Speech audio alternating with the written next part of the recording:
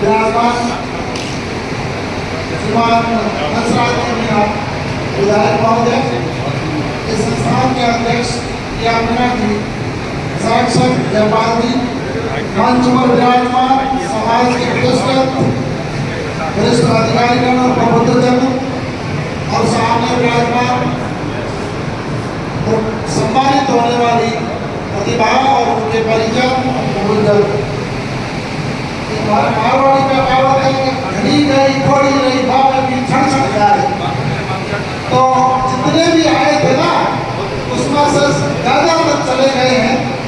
मैं शुरुआत बहुत नकारात्मक बात से कर रहा हूँ, परंतु मुझे करने के लिए इसलिए मजबूर होना पड़ रहा है कि आपके पास सर्टिफिकेट की लंबी 30-40 सर्टिफिकेट आप पढ़ा और आपने 200 बांट दिए होंगे, लेकिन उस पीछे कोई 3-4 बच्चे बैठे हैं। अब किससे बात करें बताओ? मैं सोच रहा था बच्चों से, तो कम से कम मेरे कहने का मतलब केवल सर्टिफिकेट के लेने के लिए आए हैं तो संस्था भी आगे ऐसे कार्यक्रम आयोजित करे तो ध्यान रखें। केवल सर्टिफिकेट देने से कभी मोटिवेशन नहीं होता है और न ही कोई संस्था का मान सम्मान और संस्था के विकास में या संस्था के कार्यों में या संस्था की उपलब्धियों में कोई चार चांद नहीं लगते। आप करिए एक कोई सम्मानित करिए और उसको सपोर्ट करिए तो उसका कुछ रिजल्ट मिल सकता है। लेकिन कहने का मतलब आज के जमाने में 90% कोई मायने नहीं रखता। मैं एक शिक्षक रहा हूँ 9 साल तक, सरकारी स्कूल में अध्यापक रहा हूँ 9 साल तक। नो वैल्यू परसेंटेज की कोई वैल्यू नहीं है, कहीं वैल्यू नहीं है। यदि मैं कह रहा हूँ यदि आप ये मान के चलते हो कि मेरे बच्चे के 90 आए, 95 आए, 98 आए, कोई वैल्यू नहीं है उसकी। क्यों नहीं है मैं बताऊँ आपको। 12वीं पास करोगे, मेडिकल में जाना है, नीट क्लियर करना पड़ेगा, इंजीनियरिंग में जाना है, जेई देना पड़ेगा, एग्रीकल्चर में जाना है, नेट देना पड़ेगा, जुडिशरी में जाना है, क्लर्क देना पड़ेगा, सेंट्रल यूनिवर्सिटी में जाना है, सिविल देना पड़ेगा, आपको चार्टर्ड अकाउंटेंट या कुछ बनना है तो सीए देना पड़ेगा। बताओ कौन से परसेंटेज पे कहा? केवल और केवल उसमें से एक राजस्थान बचा और न्यू एजुकेशन पॉलिसी में आने वाले टाइम में यहाँ पर भी कॉलेज में एडमिशन एग्जाम से होगा। तो परसेंटेज एक अलग विषय है। केवल और केवल मार्कशीट यदि आप ये कहें तो मात्र एक पात्रता है। और जब यूपीएससी और आरपीएससी का एग्जाम होता है तो उसके अंदर पात्रता में ये लिखा जाता है कि स्नातक उत्तीर्ण होना चाहिए, केवल उत्तीर्ण। ये नहीं कि इतना प्रतिशत हाई हो। क्यों? मतलब यदि होता तो वो योग्यता भी वही रखते ना। क्यों रखी कि स्नातक उत्तीर्ण हो? नीट के लिए क्या लिखा जाता है? इसलिए कि 1% आना एक अलग विषय है और सिलेक्शन बहुत अलग विषय है। मैं मेरा खुद ये कह रहा हूँ, मैं तो 48-49% दसवीं वाला विद्यार्थी हूँ, ठीक है, और एक साधारण से साधारण किसान परिवार का हूँ। और जब तक मैं आरपीएस पढ़ा था तब तक मेरे घर पे लाइट नहीं थी। लेकिन वो एक परिस्थितियाँ अलग है। परिस्थितियाँ आपको उस स्थितियों में सर्वाइव करना। मैं माफी चाहूँगा मन से, मैं कुछ टाइम लूँगा क्योंकि अब ठीक है जाने वाले चले गए तो बैठे वो बैठ ही रहेंगे, ठीक है। तो मेरे कहने का मतलब परिस्थितियाँ व्यक्ति को कुछ कर गुजरने के लिए, हम उसको आगे बढ़ने के लिए, सर्वाइव करने के लिए उसको वैसा तैयार कर देती है। तो तैयार होने के लिए आपको उस स्टेज तक जाने के लिए आप अपनी परिस्थितियों को कभी भी दोष मत करने का। आप कभी मत सोचें बच्चे तो ये है नहीं, मैं तो बुजुर्गों से जो बैठे उनसे कहना चाह रहा हूँ, विशेष रूप से जो गाँव का किसान है, खेती करने वाला है, वो कभी ये न सोचे कि मेरा बेटा IAS या IPS या IAS नहीं बन सकता है। मैं आपको दावे का साथ कहता हूँ कि आपका बेटा ही बनेगा, बिल्कुल बनेगा। आप खेती में बढ़िया मेहनत करिए और जब आपका बेटी बेटा घर पे आए तो आप उसको मेहनत करते हुए दिखने चाहिए। वो आपसे प्रेरणा लेगा कि मेरे पिता और माता या मेरा दादा दादी किस कड़ी धूप में या फरवरी के महीने को सर्दी में जाकर खेत में पानी पिला रहे हैं, उनको आपसे प्रेरणा मिलेगी। आप केवल उनको इतना बता देना, बेटा मेरे जैसी मेहनत करके दिखा देना, तू जो जाएगा वो तेरे को उपलब्धि मिल जाएगी। क्योंकि उसको उन चीजों से प्रेरणा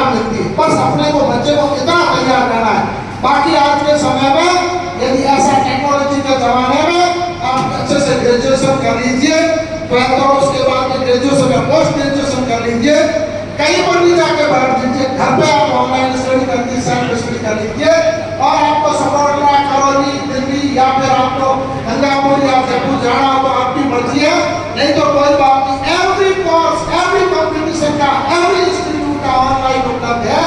आज गूगल पर या हर जगह एवरी नॉलेज वहां पर उपलब्ध है। आप में वो तमन्ना और मेहनत होनी चाहिए, वो आपके अंदर इतनी तमन्ना होना चाहिए कि मैं वो कुछ कर सकता हूँ।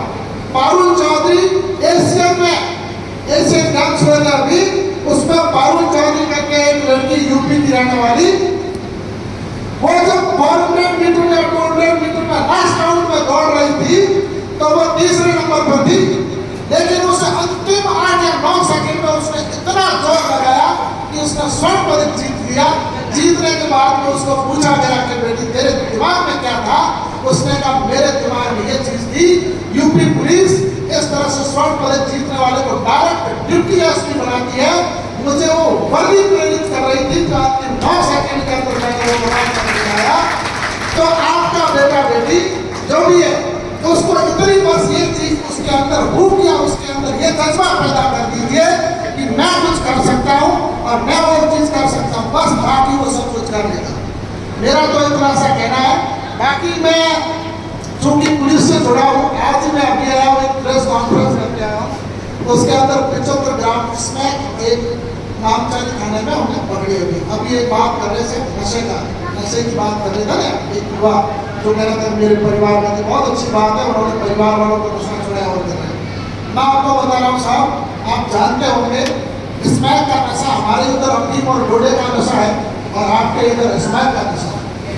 न केवल उस व्यक्ति को, उस परिवार को, उस पड़ोस को, मैं तो कह रहा हूँ गांव को और धीरे धीरे उस समाज को भी बर्बाद कर देता है। और वो जो आग है ना, वो गांव में कहीं लग गई तो आप समझ लेना उस गांव में कहीं और भी लगेगी। इसलिए आप जो मौजूद लोग हैं, समाज के प्रबुद्ध जन हैं, जो सफेद हमारे तरफ साफा धारण करने वाले सफेद पुलिस कहलाती है, आप लोग गांव में जाकर मीटिंग करिए और आप बेधड़क गांव में जाकर ये अनाउंस कर दीजिए हमारे गांव में किसी व्यक्ति ने स्मैक बेची तो हम खुलेआम पुलिस को सूचना देंगे। आप कुछ भी करना, भाई सरपंच इलेक्शन का कोई सरपंच या पंचायत समिति या जिला परिषद सरपंच का वो इलेक्शन का कोई लालच ऐसा नाराज हो जाएंगे, आगे चुनाव आ रहे हैं, वो मुंह मांगा नहीं, बिल्कुल नहीं, और सब चीजों वाले कर देना है। और बिल्कुल मैं माननीय विधायक महोदय को बहुत बहुत धन्यवाद देता हूँ। मैं पहले 400 महीने पहले फंक्शन में आपने खुलेआम घोषणा की थी कि आप 1000 काम कीजिए मेरे पास आ जाना, लेकिन कोई भी बदमाशी करके या इसमें क्या इस तरह का कोई अपराध करके मेरे पास सिफारिश के लिए कभी मत आना। ऐसा कोई अपराध करके आपके साथ अन्याय होना, मेरे पास आना, लेकिन ऐसे काम के लिए मत आना।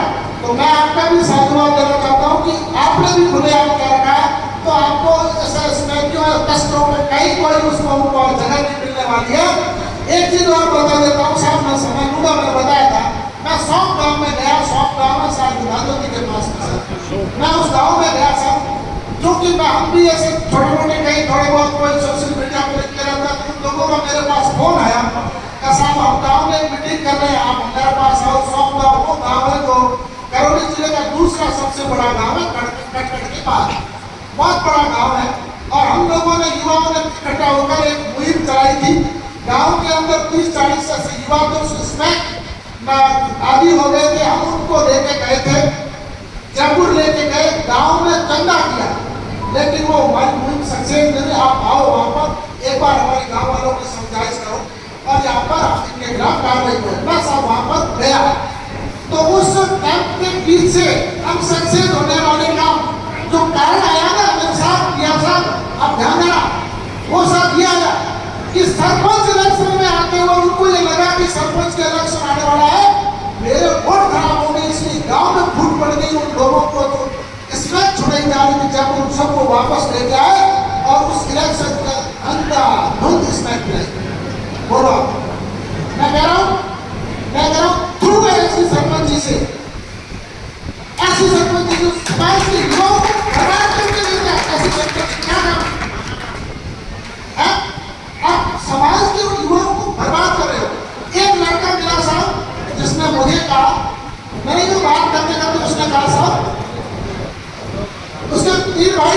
ठीक है, दो जो भी है वो सब इस्माइल जी, उसका पिता इस्माइल जी और पिता शायद उसका दूसरे पैदा कर हुआ इस्माइल जी। उसने कहा सब मेरी 7 बीघा जमीन चली गई। क्या भाव से? 6 लाख प्रति बीघा। कितने हो गए? 42। मेरे सोशल मीडिया अकाउंट पर उस लड़के का वीडियो आप देखना। 42 लाख की इसमें पी गया, वो 44 लाख की। मैंने पूछा भाई तुम अकेला पी गया? नहीं साहब, कैसे पी? आप उस समाज का घिनौना पक्ष देखिए। आप मैं कह रहा हूं मुझे तो तरस आती है सब लोगों पर। उसने क्या कहा कि साहब मैंने नहीं पी। कैसे? मैं तो बहुत कुछ पी पाया। तो कैसे तेरे 44 लाख गए? सब लोगों से उधार लिए। उसने मेरे 10 और 15 का ब्याज लगाया और उन्हीं लोगों ने मेरी जमीन खरीदी। वो कितनी देर मेरी जमीन पर आ खड़ा करते थे। आप समाज, स्पेशली मेरा समाज के आप मौजूद लोग यहाँ बैठे हैं, आप सॉन्ग गांव में जाना, उस परिवार की नहीं और भी परिवारों को स्टडी करना, ऐसे लोगों को धिक्कारना जो मेरे लोगों को स्मैक के लिए तो इस तरह से उनको स्मैची बनाते हैं, फिर उनकी जमीनों पर नजर गड़ाए रखते हैं, फिर उनकी जमीन आदि वाले दामों में खरीद रहे हैं। बताओ, मैं कहा वो भी अपने ही समाज के ऐसे लोग हैं। बताओ अपनी नैतिकता का स्तर कितना गिरा नहीं। अपने भारत मारवाड़ी में क्या है कि 100 पुरुष रहे तड़ा में 2 पुरुष, यानी 100 पुरुष का मतलब एक पुरुष में 6 फीट, 600 फीट ऊंचे गहरे कुएं में चला गया। नैतिकता का स्तर आप देख लीजिए। लोग तो किसी को इस तरह के आशा छुड़ाते हैं और कुछ लोग इस तरह का कर रहे हैं। मेरे कहना तो एकदम सच्ची आपको हकीकत बता रहा हूं। कहने का मतलब ये कि विचार, सोच विचार का समय आ गया। देखिए, तो मैं तो इतना सा निवेदन कर रहा हूँ, जिस भी गांव में जाओ, मौजूद लोग आप मीटिंग करो, गांव में खुले आप घोषणा कर दो इसमें। और दूसरा एक और सर, सपोर्टरा साइबर फ्रॉड में बहुत बड़ा आ गया आपका सपोर्टरा इलाका। साइबर फ्रॉड में आपके युवा लोग, बच्चे बिना मेहनत किए फोकट अपना करते भारत फोकट की कमाई, फोकट की कमाई के लिए और उस पर काली बिहार लाने के लिए और ऐसे आराम की जिंदगी जीने के लिए और बढ़िया सा मोबाइल और 2 मंजिला घर बनाने के लिए इस तरह से लोगों की गाड़ी कमाई को ठग रहे हैं। मैं कह रहा हूँ आपको लीग जिले में, लीग जिले का स्टडी करना, उनके अब क्या हाल है। मैं कह रहा हूँ आपका युवा, आपका जो बच्चा, आप तो इधर मेहनत कर रहे हो, यहाँ पर बैठकर प्रशासनिक सेवाओं में भेजने के लिए सम्मानित कर रहे हो, लेकिन 80% युवा वहाँ पर गांव में इस तरह से टक लगाए बैठा है कि वो फैक्ट्री ITI कहाँ है जिसमें ये ठगी का कोर्स करवाया जाता है। बताओ वो उस कोर्स के लिए लायक है। आप गांव में मीटिंग करके ऐसे लोगों को चयनित करो। हम भी कर रहे हैं, आप भी बताइए। दारा सिंह जी भी नहीं बैठे, हम भी बैठे, हमारे सीओ साहब है, सबसे अच्छी बात है, मेरे साहब सब है। आप ऐसे गाँव में ऐसे लोगों को चयनित करिए, बताइए, लिस्ट बताइए, हम उनके खिलाफ कार्रवाई करेंगे। ये अभी शुरुआत है। करौली में सर्वाधिक साइबर फ्रॉड सपोर्टरा में होता है सर। ये आपको हमारे आंकड़े बता रहे सर, ठीक है। अभी ऐसा है, साइबर फ्रॉड के कुछ 1200 लगभग खाते थे अपने। कितने हैं साहब दारा सिंह जी? 132। अब बताओ, 10% तो इसी में हो रहा है, बताओ, ठीक है। और 132 तो इसलिए अभी जो दूसरे थानों से आ रहे हैं उसमें सर्वाधिक क्या क्या ट्रांसफर हो रहे हैं। तो मेरे कहने का मतलब दूसरी सबसे बड़ी बीमारी है ये। तो इस पर भी विचार करिए, नशे वाले पर विचार करिए। पढ़ाई तो बढ़िया कर ही रहे हो और सब लोग बाकी बातें होती रहेगी, तो इन चीजों पर ध्यान दीजिए। तीसरा मैं एक और चीज करना चाह रहा हूँ, वो है एक्सीडेंट से होने वाली असामयिक मौत। और पिछले 5 महीनों में सर्वाधिक एक्सीडेंट और डेथ और अपने जिले में सबसे ज्यादा बढ़े हैं, तो सपोर्टरा में बढ़े। आंकड़ा मेरे पास में कल ही मैं देख रहा था, सबसे ज्यादा डेथ इस थाने में हुई, सबसे ज्यादा एक्सीडेंट दूसरे थानों में 30% घटे या बढ़े। आप लोग जैसे ही कोई पकड़ता आता है, जड़ से खोद मार निकालोगे, सब बात कर लो। आप क्या कितनी बड़ी गलती कर रहे हो, बता रहा हूं। तो मेरे कहने का मतलब है, आप इस पर भी बड़ी जागरूकता, घर से निकलने वाले प्रत्येक व्यक्ति को कहीं कम से कम हेलमेट तो लगा। उसमें से 60% होते हैं बिना हेलमेट के काम हो रही है। तो ट्रैफिक रूल्स इन चीजों का ध्यान रखें और सबसे बढ़िया अच्छी पढ़ाई करें।